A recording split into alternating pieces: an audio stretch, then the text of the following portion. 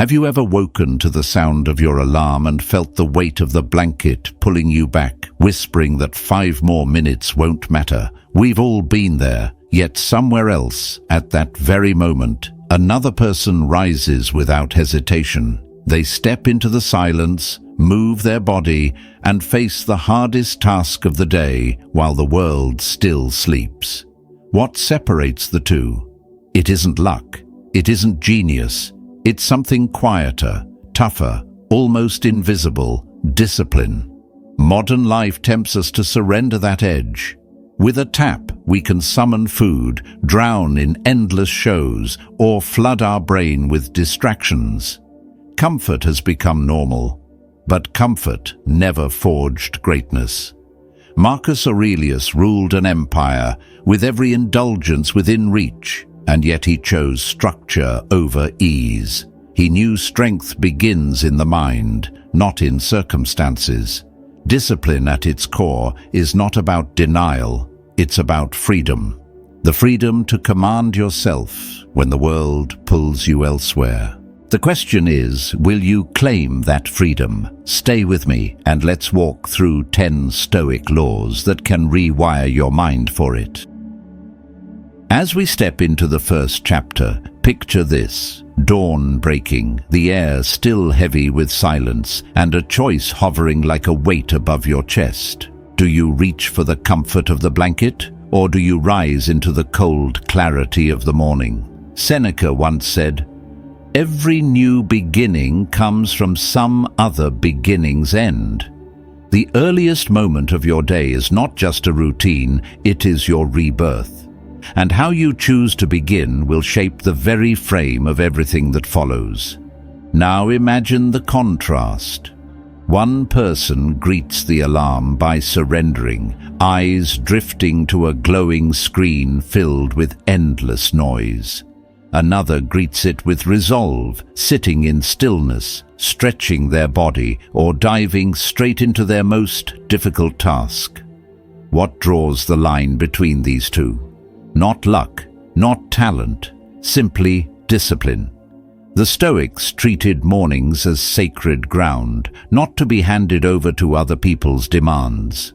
Marcus Aurelius did not begin his day with reports from distant provinces or whispers from the court. He began by checking in with his own mind, priming himself for the trials ahead, reminding himself of what truly mattered. Your morning habits are not small gestures. They are declarations of war against mediocrity. Each act is a signal to your deeper self. I keep my word. I honor my own promises. If you tell yourself you will rise at 5 and you do, you prove that your word carries weight. If you say you will read for 20 minutes and you follow through, you teach your mind that your commitment has value. This is not about copying another person's routine. What fuels a top executive may not suit a student. What steadies a soldier may not guide a parent. The point is not imitation. The point is alignment with your truth, your circumstances, your capacity to be consistent.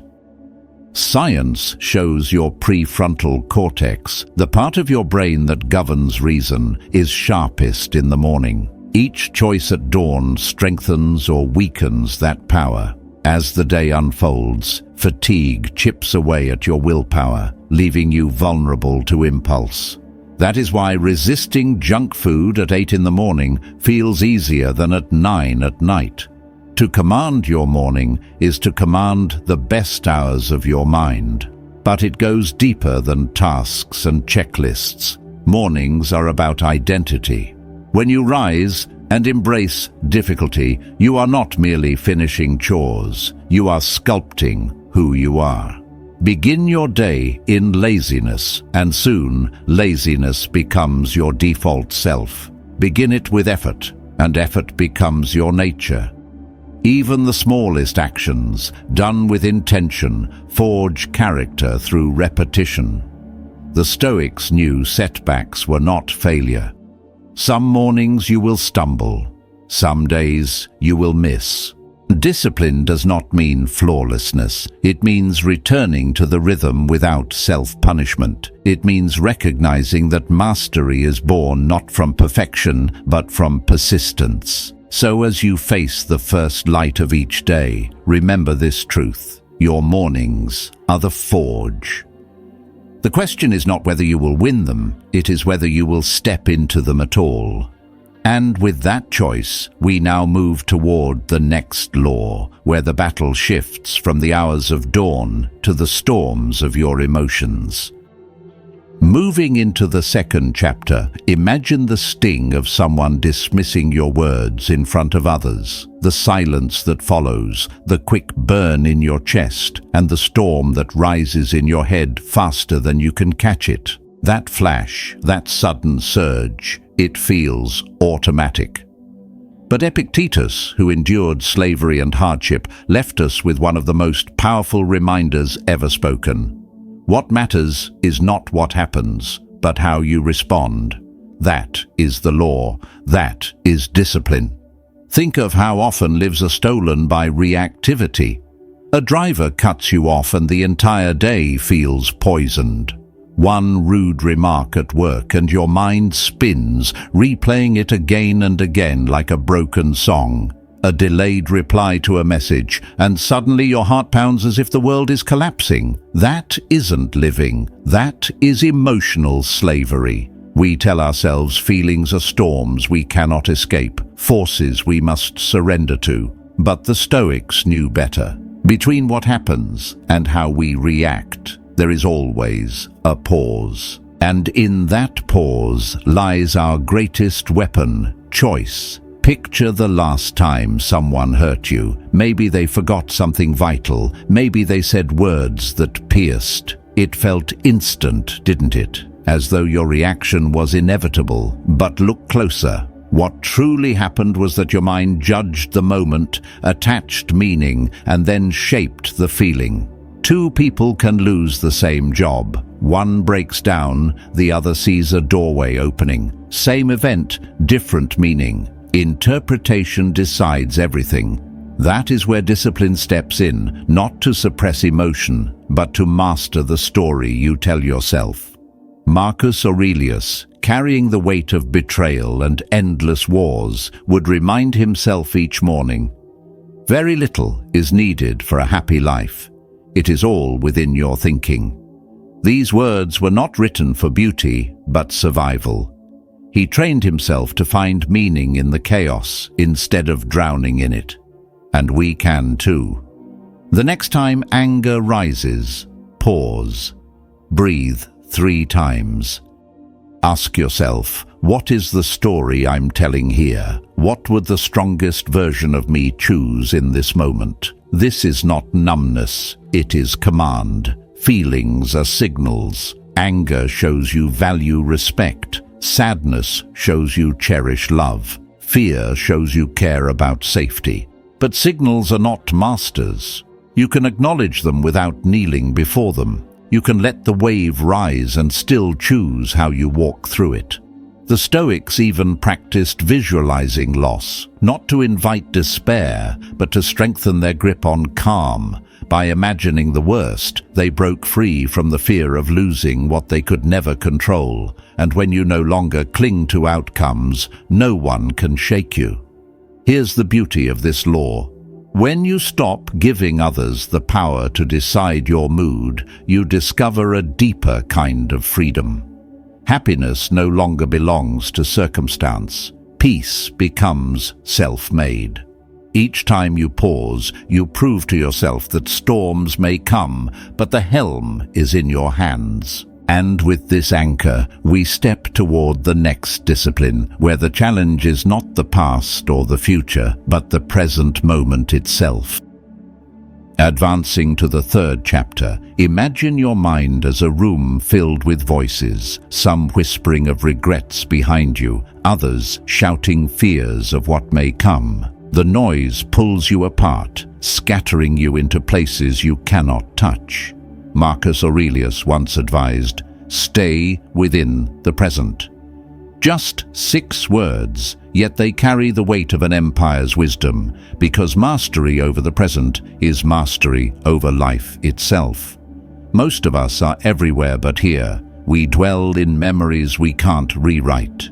We rush ahead into futures we can't control. We scroll endlessly, measuring our messy lives against someone else's polished highlight reel. We sit in a room but aren't really in it. This fractured attention is a thief. It doesn't just steal focus. It drains energy, leaving you tired before the day has even begun. A mind without control is like a machine with 50 tabs open, flickering between tasks, wasting power, never landing long enough to build something that lasts. The Stoics knew better.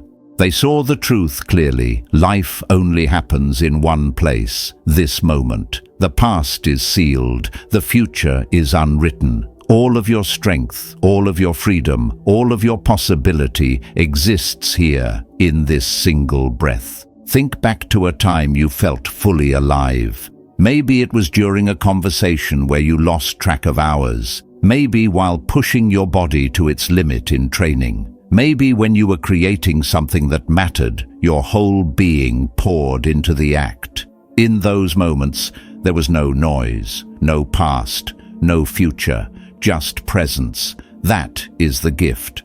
Modern thinkers call it flow. The Stoics called it prosoche, total attention to the now.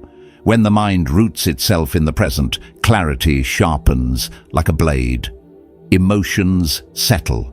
Decisions become simple. Fear dissolves, because fear only lives in the imagination of tomorrow. Guilt fades, because guilt only survives in the ruins of yesterday. Anchored in the present, you discover peace not as an escape, but as power. But this discipline does not come easy. The world is designed to shatter your focus. Notifications, headlines, endless clips. Entire industries spend billions to steal your gaze. And yet, here lies the secret. Attention is your most valuable resource. Where it rests, your life follows. Place it on what is real, and you regain strength. The Stoics trained this muscle with simple practices. They asked, "What is the most important thing I can do right now? Not tomorrow, not later, now."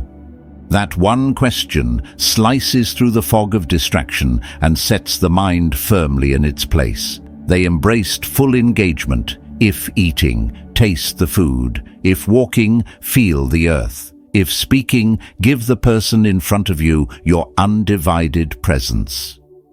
These are not soft exercises. They are disciplines of the highest order. Every time your thoughts drift and you guide them back, you're lifting a weight in the mental gym. Every time you put the screen aside to attend fully to what is before you, you strengthen the muscle of attention. Over time, life becomes richer, colors brighter, relationships deeper. This is ataraxia, the calm born not of escape, but of immersion. So let your training ground be this moment. For in learning to command the now, you gain the power to command everything else. And with that foundation set, we turn to the next law, where even obstacles themselves become fuel for the disciplined mind. Here's where the fourth chapter opens, in the shadow of trial and storm. Picture Marcus Aurelius, Emperor of Rome, seated at his desk, while plague rages through the city and enemies press hard against the empire's borders. In those nights, he wrote words that cut through despair like a blade. The obstacle to action advances action. What blocks the path becomes the path. These are not polished phrases for bookshelves. They were survival lines etched in fire, meant for a man carrying the weight of millions. Most of us look at barriers and whisper defeat. A plan falls apart, a door closes, a loss strikes, and our first thought is, something's wrong. Why me? We treat resistance as a red flag, as though life has betrayed us. But the Stoics saw it differently. They believed barriers were not walls, but weights, designed to be lifted. Just as a muscle never grows in comfort, character never grows without strain. Every difficulty, every sharp edge, every delay is secretly an invitation. Prove who you are. Think of the gym. A barbell resists you. It pushes back. But it is the very resistance that builds strength. The mind is no different. The disciplined person looks at hardship and asks not, "How do I escape?" but "What is this moment teaching me? How can this sharpen me?" Epictetus, once a slave, knew this truth well. We don't control what life throws at us, but we absolutely control how we handle it. Pain is real. Loss is real. Yet wasting pain is the real tragedy. The Stoics refused to waste theirs. Consider the entrepreneur turned away by investor after investor.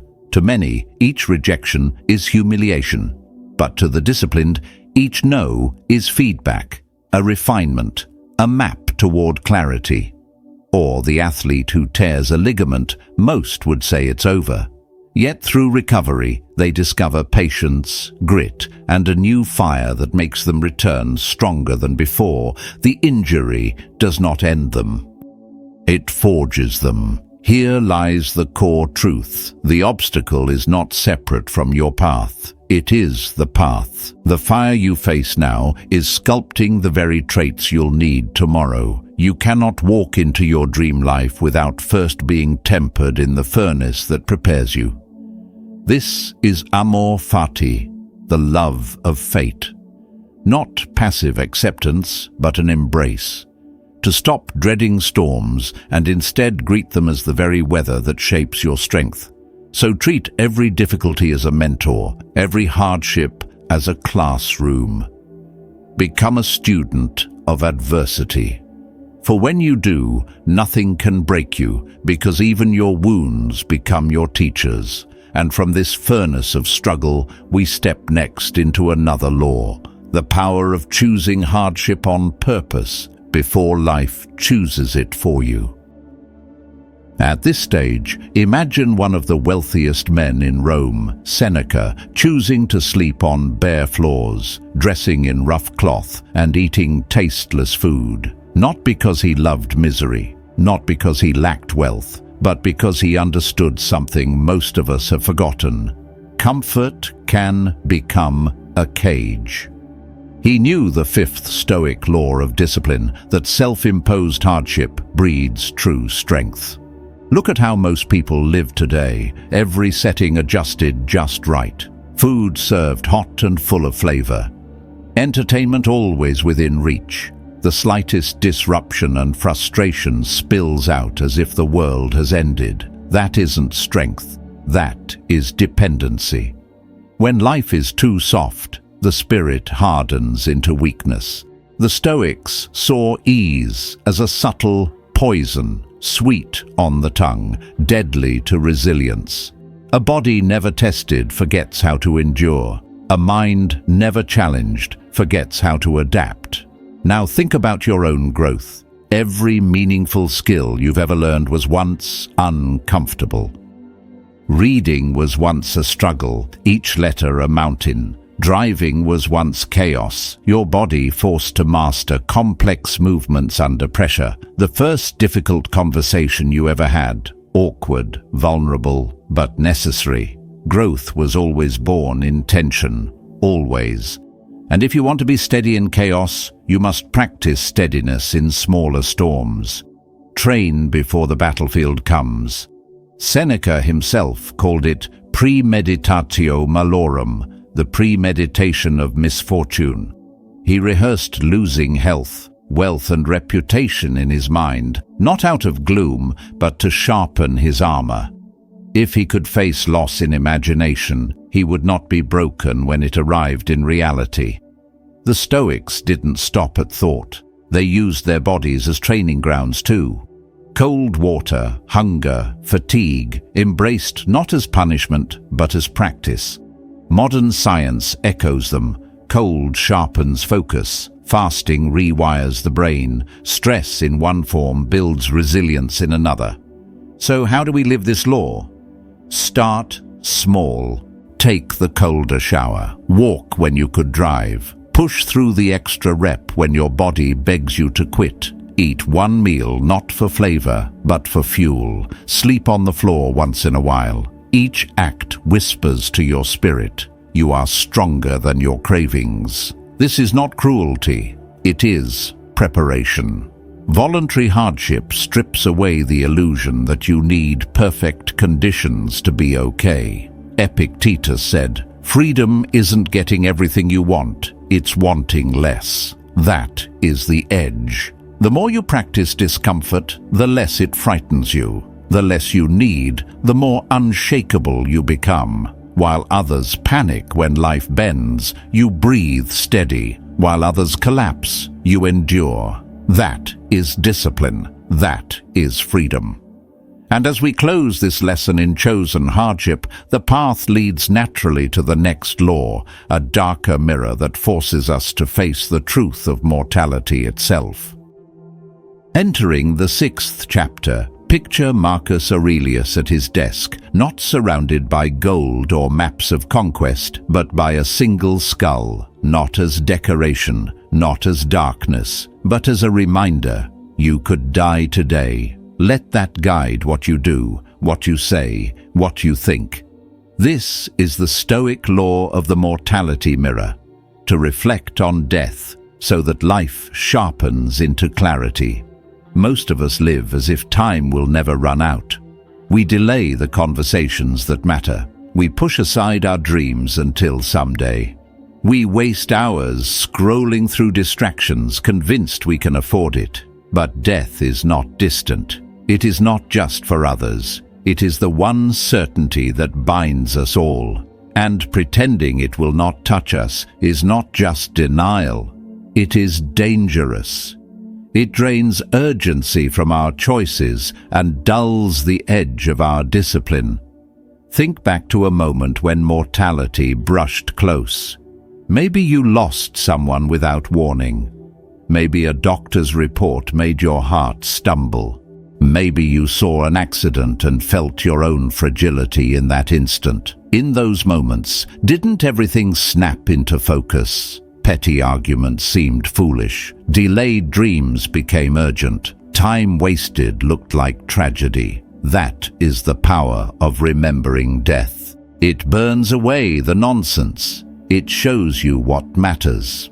The Stoics had a name for this practice, memento mori. Remember you must die, not to be morbid, but to be awake. When you remember your days are finite, you stop handing them away carelessly. Steve Jobs, facing his own terminal illness, once said that remembering death was the most powerful tool he had for making the big choices in life. Because when you know time is short, trivial things lose their grip.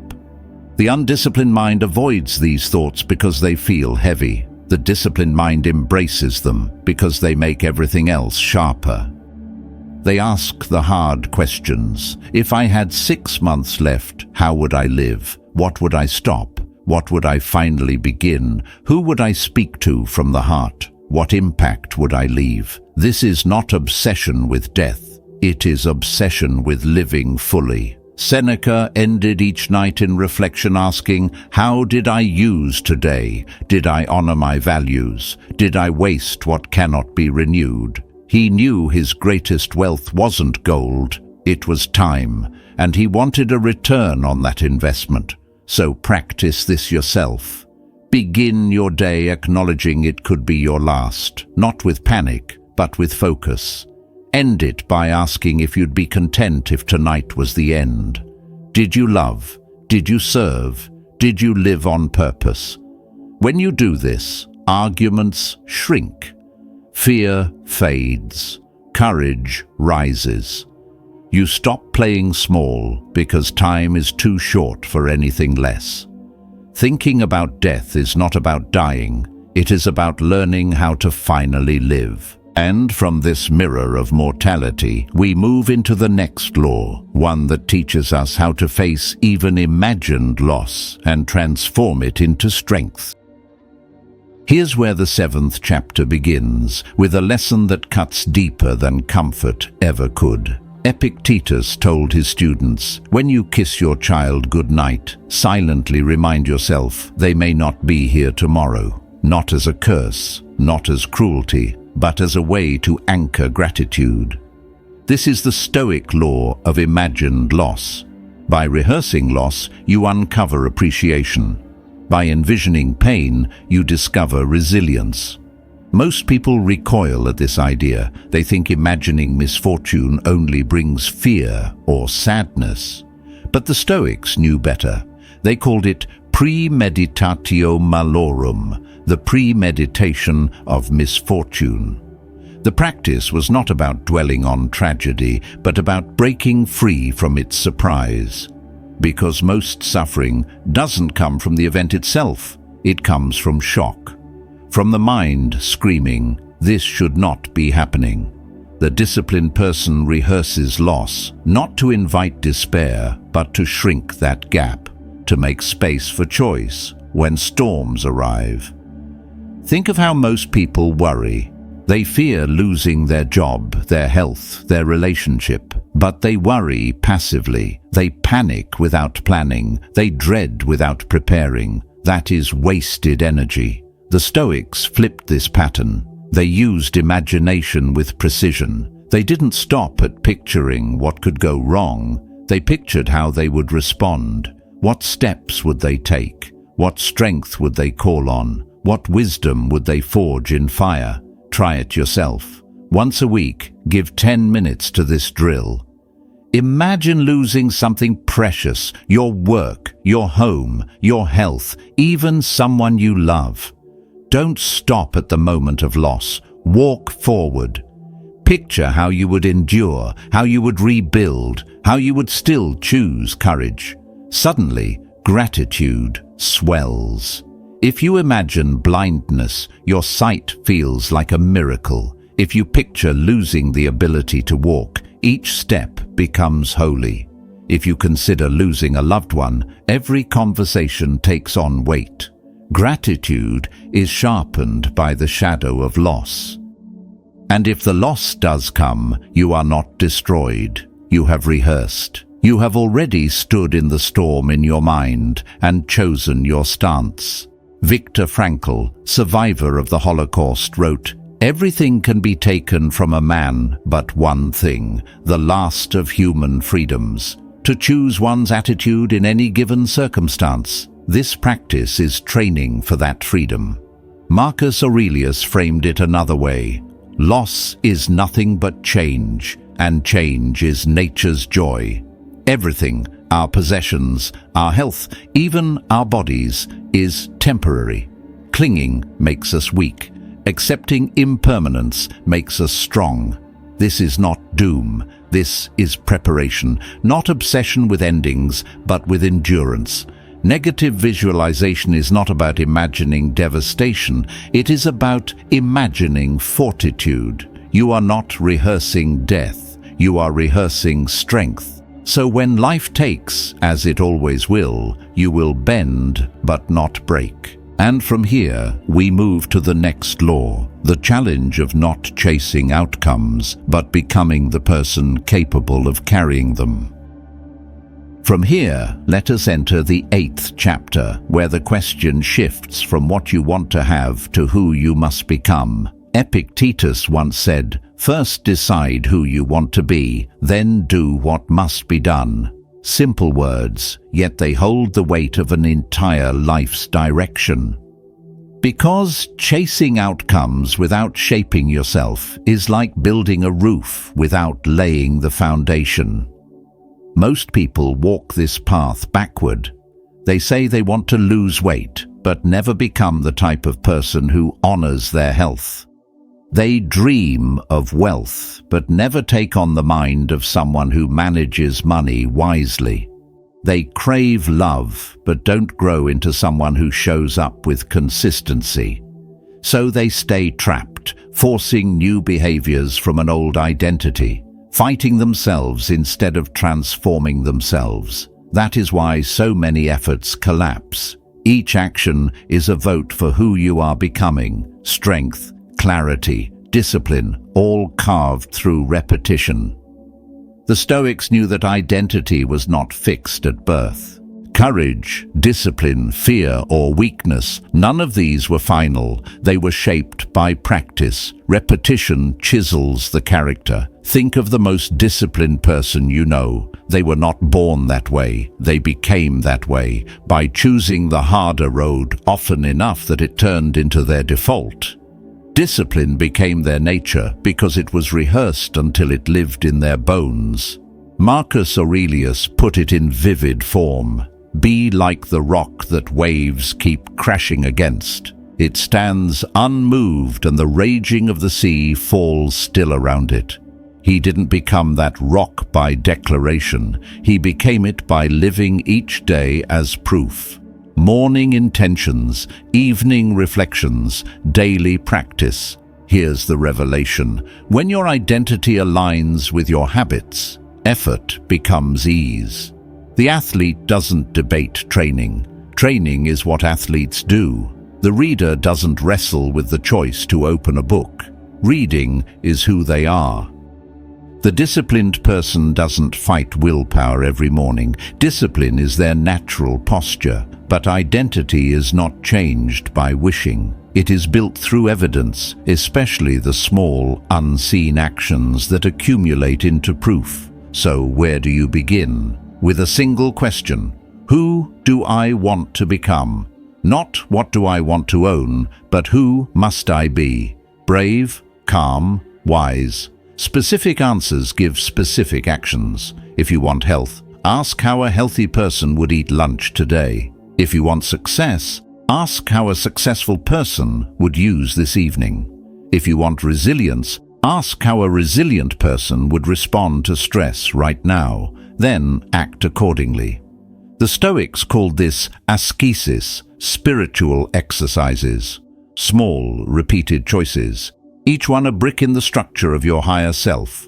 No leap, no magic, just steady construction. The beauty is, you do not need perfection, you need direction. Every act that your future self would respect pulls you toward that future. Transformation is not one great moment. It is built one disciplined choice at a time. And once you see this, the next law becomes clear. True growth doesn't come from the prize. It comes from the process that shapes you daily. Advancing to the 9th chapter, imagine standing at the starting line of a race with your eyes fixed only on the finish. You can see the banner, you can picture the applause, but here's the trap: you've forgotten the run itself. Seneca once wrote, "Every new beginning comes from some other beginning's end." He understood what most of us overlook. True progress isn't found in the prize. It's found in the process that carries you there. Most people are addicted to goals. They dream, they plan, they write lists. But weeks later, their motivation fades. Burnout sets in. The prize they imagined feels further away. Why? Because they focused on where they wanted to be, not on how they would consistently get there. They obsess over the finish line, but they ignore their stride. Goals by nature are short-lived. Hit one and you feel empty. Miss one and you feel defeated. Either way, you're trapped in the loop. The Stoics cut through this illusion. They knew that lasting change doesn't come from what you want. It comes from what you repeatedly do. Discipline lives in systems, not in dreams. Marcus Aurelius didn't just hope to live wisely. Each morning he wrote down his intentions. Each night he reviewed his actions. It wasn't about hitting a target. It was about building a rhythm that shaped his character. Here's the truth. You don't rise to the level of your ambition. You fall to the level of your habits. If you want strength, stop staring at the scale. Build a system, daily movement, nourishing food, consistent rest. If you want to write, stop fixating on the finished book. Create a system of pages written, edits made, thoughts captured. Great outcomes are nothing but the byproducts of great systems. And here's the beauty: systems don't depend on motivation. Motivation is weather. Systems are shelter. When laziness knocks, your system keeps moving you forward. That is real power. Even a small system kept alive compounds into transformation. 1% better each day becomes a new life across the years. So keep it simple. 5 push-ups, not an hour in the gym. 1 page, not a book, a week. 3 deep breaths, not 30 minutes of forced meditation. Simplicity fuels consistency, and consistency fuels change. Seneca himself didn't just donate wealth in large sums. He practiced daily acts of generosity, proving that rhythm creates identity. Audit your systems. What do you do daily that brings you closer to the self you want? What drags you away? Align your environment so that discipline is the natural path, not the uphill struggle. Goals define the destination. Systems decide whether you ever arrive. Trust the process, and the results will follow. And as this law settles in, we step into the final one, the ultimate measure of discipline, the pursuit of virtue itself. Entering the 10th and final chapter, imagine Marcus Aurelius, ruler of Rome, with endless wealth, influence, and pleasure at his fingertips. Yet he wrote, "Very little is needed for a happy life. It is all in your mindset." This is the last Stoic law of discipline. Virtue is the real victory. Most people chase the external, a better job, more money, the perfect body, the ideal partner. They believe fulfillment waits at the end of those pursuits. But the Stoics knew a deeper truth. Anything outside your control cannot give you lasting peace. What you truly own is your character, and no one can take it unless you hand it over. They taught 4 enduring virtues. Wisdom, seeing reality as it is, not as fear or fantasy paints it. Courage, taking the right action even when fear rises. Justice, acting with fairness and integrity, knowing strength is shared. Temperance, self-control, balance, the ability to enjoy life without being ruled by it. Here is the power of virtue. It cannot be stolen. Someone might drain your fortune, but not your integrity. They may attack your reputation, but not your honor. They may break your body, but not your soul. Epictetus, once a slave, found total freedom in one place: virtue. No one can harm you without your consent. That is not invulnerability of the flesh, but strength of the spirit. So the discipline is this: make virtue your compass. Don't ask, will this make me rich? Ask, will this make me wiser? Not, will this make me liked? But will this make me just? Not, is this easy? But is this courageous? The Stoics weren't against wealth or recognition. They simply refused to be ruled by them. They called such things preferred indifference. Welcome if present, but never worth your soul. Marcus Aurelius, surrounded by betrayal and war, still chose virtue. He reminded himself, the best way to avenge yourself is not to become like the one who wronged you. That is the true victory. To rise above instead of sinking down. When you live by virtue, everything else falls into place. Failure doesn't crush you because you know you're growing. Approval doesn't tempt you because you're grounded. Loss doesn't break you because nothing essential can be taken. Here, discipline finds its highest form, not in wealth, not in applause, but in virtue. Anchor yourself there, and you no longer chase victory, you embody it. Subscribe and master your discipline.